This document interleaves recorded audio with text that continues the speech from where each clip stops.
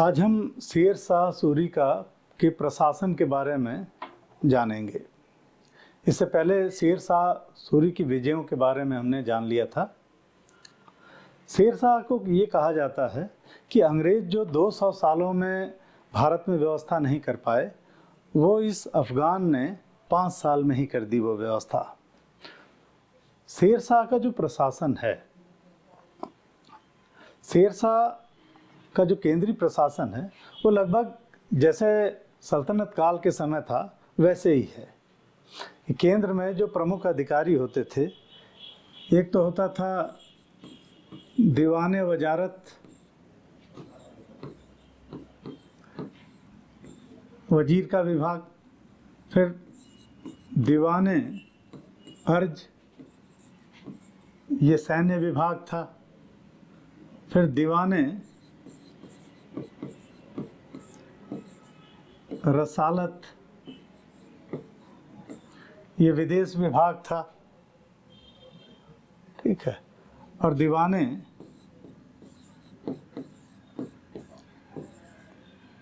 इंसा, ये शाही पत्राचार विभाग था। तो इस तरीके से जो केंद्र में विभाग थे वो लगभग वही थे जो सल्तनत काल में थे। विदेश विभाग स्वयं देखता था शेर शाह।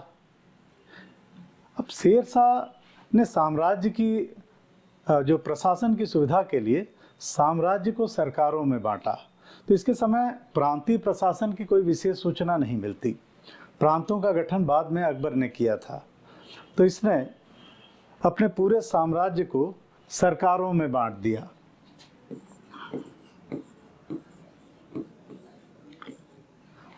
सरकारों में बांट दिया पूरे साम्राज्य को, और हर सरकार में, तो सरकार वैसे जैसे प्रांत एक बड़ा क्षेत्र होता था वैसे ही सरकार है इसके समय। सरकार में 2 प्रमुख अधिकारी होते थे। एक तो होता था सिकदारे सिकदारान,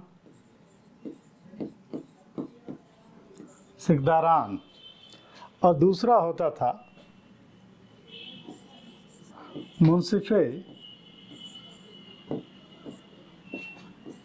मुंसिफान। तो ये 2 अधिकारी होते थे सरकार में, सिकदारान और मुंसिफान। सिकदारान का कार्य होता था सरकार में कानून और व्यवस्था को देखना, जबकि मुंसिफान जो होता था ये राजस्व व्यवस्था देखता था, और राजस्व कलेक्ट करने में सिकदारान जो है वो मुंसिफान की सहायता करता था।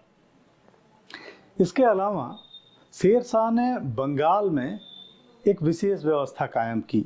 जो बंगाल प्रांत था, तो बंगाल में संसाधन बहुत ज़्यादा थे, तो इसलिए यहाँ कोई भी सूबेदार नियुक्त होता था तो ये यहाँ पे अक्सर सूबेदार विद्रोह कर देते थे। तो इसलिए शेर शाह ने बंगाल के लिए एक अलग व्यवस्था कायम की, और उसने पूरे बंगाल को कई सरकारों में बांट दिया, और हर सरकार में एक सिकदारान और एक मुंसिफान की नियुक्ति कर दी। इसके अलावा इसने पूरे बंगाल पर निगरानी करने के लिए एक नया पद बनाया, अमीरे बंगला। तो अमीरे बंगला का एक नया पद बनाया, और इस पद पर उसने काजी फजीलात को नियुक्त किया। काजी फजीलात, तो काजी फजीलात को नियुक्त किया, और इस तरीके से बंगाल पे सशक्त नियंत्रण स्थापित करने का प्रयास किया इसने। इसके अलावा इसके नीचे परगना प्रशासन होता था। हर परगने में एक सिकदार और एक मुंसिफ होता था। सिकदार कानून व्यवस्था देखता था, और मुंसिफ जो है ये राजस्व व्यवस्था देखता था। इसके अलावा फौजदार है, कारकून है, ये सारे परगने में होते थे। जो ग्राम प्रशासन था शेर शाह के समय, तो गांव का प्रशासन खुद मुकद्दम और चौधरी देखते थे, जो गांव के मुखिया होते थे। तो इस तरीके से ये शेर शाह का जो प्रशासनिक व्यवस्था है। अब शेरशाह इतिहास में बहुत ज़्यादा प्रसिद्ध है अपनी भू राजस्व व्यवस्था के लिए। भू राजस्व शेरशाह ने अपने पिता की जागीरों में काम किया था और यहाँ पे इसने भू राजस्व का बढ़िया अनुभव प्राप्त किया था और उसी अनुभव का प्रयोग इसने जब ये राजा बना तब किया। भू राजस्व के क्षेत्र में शेरशाह ने ये किया कि अपने साम्राज्य की समस्त भूमि की इसने माप करवाई सिकंदरी गज द्वारा। तो सिकंदरी गज से इसने समस्त भूमि की माप करवाई और समस्त भूमि जो थी उसको 3 भागों में बांट दिया इसने, अच्छी, मध्यम और निम्न। और तीनों की औसत का 1/3 इसने टैक्स तय किया। जैसे मान लीजिए कि अच्छी भूमि, इसमें 30 किलो अनाज पैदा हो रहा है, इसमें 20 किलो हो रहा है, इसमें 10 किलो हो रहा है, तो तीनों की औसत हो जाएगी 20 किलो। अब ये जो तीनों की औसत है इसका 1/3 यानी 20 किलो का 1/3 लगभग 6-6.5 किलो।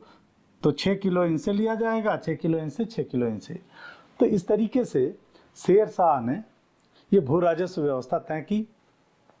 लेकिन इसकी भू राजस्व व्यवस्था में एक कमी रह गई जो बाद में अकबर ने इसमें सुधार किया था कि इसमें जिस व्यक्ति के पास, अब हर व्यक्ति के पास कुछ अच्छी भूमि होगी, कुछ मध्यम, कुछ निम्न भूमि होगी, लेकिन जिसके पास मध्यम और निम्न भूमि ज़्यादा होगी उसको टैक्स ज़्यादा देना पड़ेगा।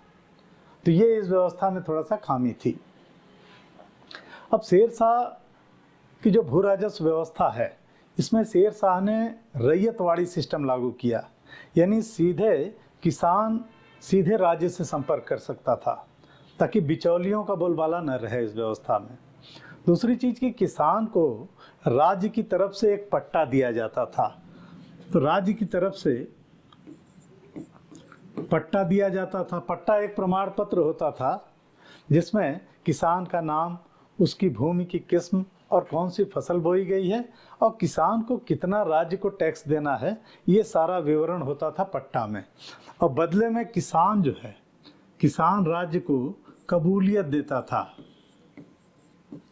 कबूलियत, ठीक है, कि उसने स्वीकार किया इसको। तो इस तरीके से पट्टा और कबूलियत की व्यवस्था थी। एक फसलों की सूची भी तैयार की गई, रई। तो रई जो है ये फसलों की सूची थी, तो फसलों की सूची तैयार की गई और किसानों को पट्टा और कबूलियत दिया गया। इसके अलावा शेरशाह ने 1/3 तो टैक्स लिया। इसके अलावा शेरशाह ने जरीबाना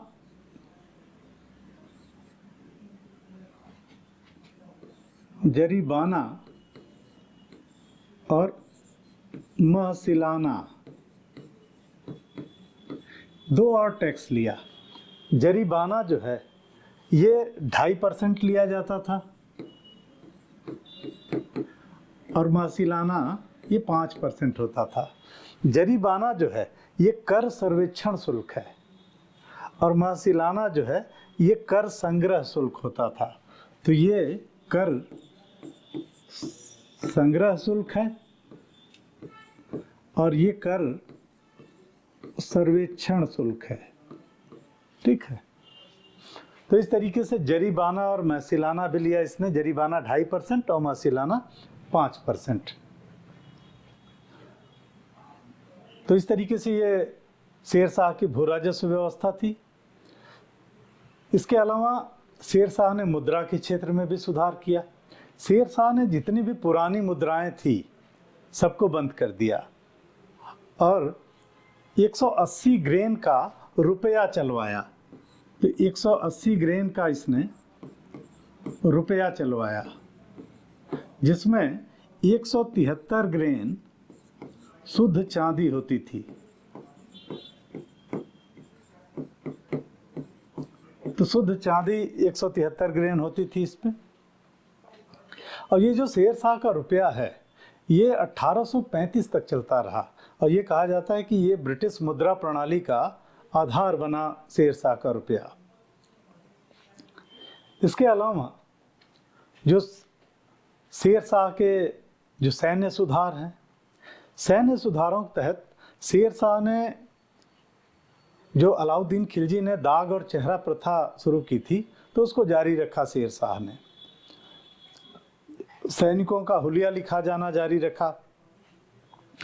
इसके अलावा शेरशाह के समय सेना जो है यही पुलिस का भी काम करती थी, और इसके समय कहा जाता है कि कानून व्यवस्था बहुत बेहतर थी। शेरशाह ने स्थानीय उत्तरदायित्व का नियम लागू किया।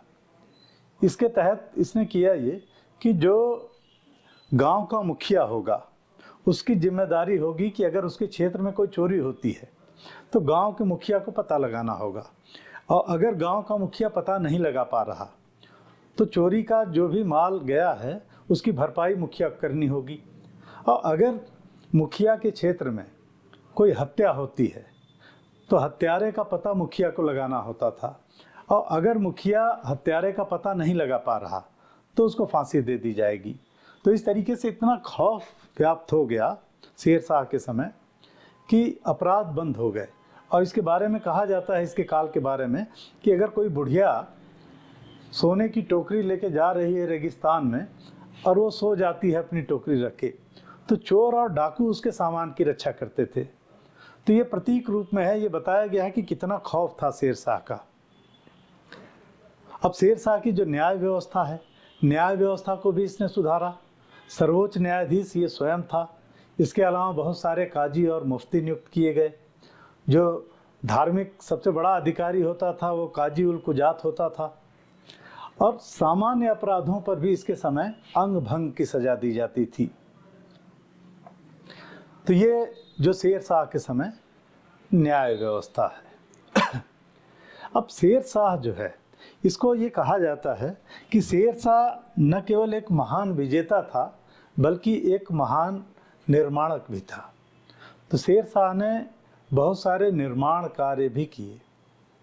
अब जो इसने निर्माण कार्य किए, पहला तो कि इसने बहुत सारी सड़कें बनवाई। तो शेरशाह के समय बहुत सारी सड़कें बनी।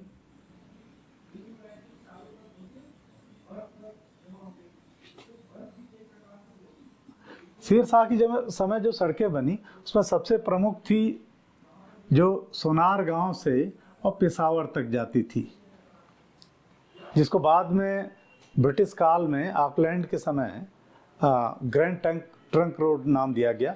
तो ग्रैंड ट्रंक रोड या शेरशाह सूरी मार्ग। इसके अलावा इसने आगरा से बुरहानपुर तक, आगरा से चित्तौड़ तक और लाहौर से मुल्तान तक, ये 4 प्रमुख सड़कें हैं। इसके अलावा बहुत सारी सड़कें बनवाई इसने। शेरशाह ने जो सड़कें बनवाई, सड़कों के किनारे शेरशाह ने 1700 सरायों का निर्माण करवाया। तो 1700 सरायों का निर्माण करवाया। सराय यानी मुसाफिर खाना, और सरायों में हिंदू मुसलमान के लिए रहने के लिए अलग अलग व्यवस्था थी। और ये जो सराय हैं ये डाक चौकियों का भी काम करती थी। हर सराय पर 2 घोड़े होते थे, और ये जो है, एक घोड़ा डाक लेके जैसे यहाँ पहुँचा, फिर यहाँ वाला घोड़ा डाक लेके तेजी से यहाँ भागेगा, और फिर यहाँ वाला घोड़ा यहाँ, और इसी तरीके से विपरीत दिशा में भी घोड़े रहते थे। इधर वाला घोड़ा यहाँ, इधर वाला घोड़ा यहाँ। तो इस तरीके से इसके समय डाक व्यवस्था बहुत तीव्र थी, और किसी भी चीज़ की सूचना शेरशाह को बहुत तीव्रता से प्राप्त हो जाती थी। इसके अलावा पैदल हरकारे भी नियुक्त किए गए थे डाक व्यवस्था के लिए। तो ये जो डाक व्यवस्था है इसकी जो सराय हैं, तो इसकी सरायों को डॉक्टर कानूनगो जो हैं वो साम्राज्य की धमनियाँ कहते हैं, कि जैसे धमनियों में खून दौड़ता है तो इनको भी ये साम्राज्य की धमनियाँ कहते हैं। इसके अलावा शेरशाह के समय शेरशाह ने लंगर भी चलवाया, जिसमें बहुत सारे लोग रोज भोजन करते थे। शेरशाह का जो निर्माण कार्य है, इसमें उसने जैसे सासाराम में इसने अपना मकबरा बनवाया, बिहार में है सासाराम। तो सासाराम में इसने मकबरा बनवाया जो डमरू की आकृति का है, और ये झील के बीच में है शेर शाह का मकबरा, और बहुत ही खूबसूरत है। इसको एक इतिहासकार हैं और स्थापत्य कला के बड़े माहिर हैं, पर्सी ब्राउन। तो पर्सी ब्राउन जो है, इसको शेर शाह के मकबरे को इस्लामिक कला का मोती कहते हैं। कहते हैं कि ये इस्लामिक कला का मोती है। ठीक।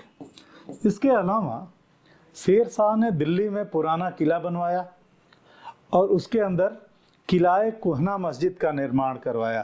तो दिल्ली का पुराना किला और इसके अंदर किलाए कोहना मस्जिद का निर्माण करवाया। तो किलाए कोहना मस्जिद का निर्माण करवाया इसने। तो ये जो है, ये शेर शाह के निर्माण कार्य रहे। शेर शाह के बाद अब इसके उत्तराधिकारियों के बारे में हम जानेंगे। शेर शाह के पश्चात अब हम उसके पुत्र इस्लाम शाह के बारे में जानेंगे, जिसकी चर्चा हम अगले वीडियो में करेंगे।